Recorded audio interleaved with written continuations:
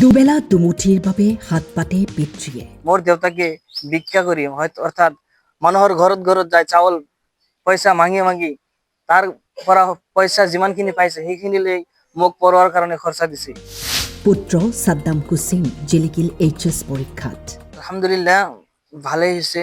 88% মই পৰীক্ষাত সফল হৈছোঁ। মানে 88% মই হাসিল কৰিবলৈ পাইছোঁ। মই ভাল লাগিছে মোৰ বহুত। পৰৱৰ্তী সময়ত ইউপিএছচি পৰীক্ষা দিয়াৰ সপোন সাদ্দাম হুছেইনৰ। মোৰ লাইফৰ এটাই মকসদ, এটাই মোৰ লাইফৰ মানে যিটো কয় ড্ৰিম বুলি কয়, সেইটো মোৰ ড্ৰিম এইটোৱেই যে মোৰ দেউতা আৰু মাৰ যিমান এতিয়া সমাজত মানে সন্মান নাই, একেবাৰে ল' কাষ্টৰ মানুহ আমি, তো এই কাষ্টৰ পৰা আমি অলপ যাতে আগবাঢ়ি যাব পাৰোঁ, মোৰ মা দেউতাকৰ সন্মানটো যাতে মানুহৰ সন্মুখত আমি ৰাখিব পাৰোঁ। যে এইটো যেতিয়া নাম কয় আইনাল পাগলা বুলি কয়, তো পাগল হ'ব পাৰে কিন্তু ভিখাৰী যিটো নাম সেইটো অনেক বেয়া, মানে বেয়া নাম সেইটো। তো সেইটো নাম মোৰ দেউতাকৰ মানে গাঁৱৰ পৰা শৰীৰৰ পৰা মই উঠাই দিবলৈ খুজিছোঁ। বেমাৰী পিতৃ আইনুল হকে অতদিনেই খুজি মাগি পৰিয়াল পোহপাল দিয়াৰ লগতে সন্তানকো পঢ়ুৱাইছে। সাদ্দাম হুছেইনৰ ফলাফলক লৈ আজি গৌৰৱান্বিত পৰিয়াল তথা গাঁওবাসী। কাৰণ সদ্য ঘোষিত উচ্চতৰ মাধ্যমিক চূড়ান্ত পৰীক্ষাত ৮৮% নম্বৰ লাভ কৰে ছাত্ৰজনে।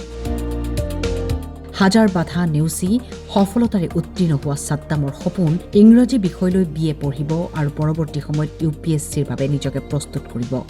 আপোনালোকে নিশ্চয় জানে মোৰ দেউতাকে ভিক্ষা কৰি হয়তো অৰ্থাৎ মানুহৰ ঘৰত ঘৰত যায় চাউল পইচা মাগি মাগি তাৰ পৰা পইচা যিমানখিনি পাইছে সেইখিনিলৈ মোক পঢ়োৱাৰ কাৰণে খৰচা দিছে।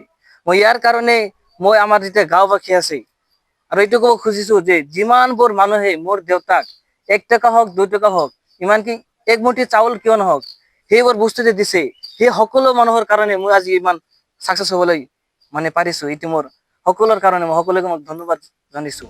সোণতলীৰ এক ভিতৰুৱা অঞ্চলৰ এই দুৰ্ভগীয়া পৰিয়ালটোৰ সন্মুখত আছে প্ৰত্যাহ্বান।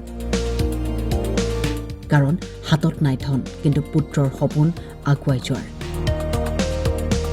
ভৱিষ্যতে ডাঙৰ মানুহ হৈ পিতৃ মাতৃক সমাজত এক সন্মান দিয়াৰ সপোন পুহি ৰাখিছে বুকুত। ঘোষিত উচ্চতৰ মাধ্যমিক পৰীক্ষাৰ ফলাফলত আমি সন্তলী পাথালিপাৰা নিবাসী হিচাপে সাদ্দাম হুছেইনৰ যি ফলাফলক লৈ আমি গৌৰৱান্বিত। কাৰণ সাদ্দাম হুছেইন এনেকুৱা এটা পৰিয়ালৰ পৰা বিলং কৰিছে, তেওঁৰ দেউতাক আইনুল হক এখেত মগনীয়া, সঁচা কথা ক'ব গ'লে আমি লাজ পালে নহ'ব। এখেতে গাঁৱে গাঁৱে ভিক্ষা মাগি পৰিয়ালটো পোহপাল দি আছে। তেনে ক্ষেত্ৰত ল'ৰাটোৰ যি সাফল্য, এই সাফল্যই আমাক যথেষ্ট আনন্দিত কৰিছে, গৌৰৱান্বিত কৰিছে।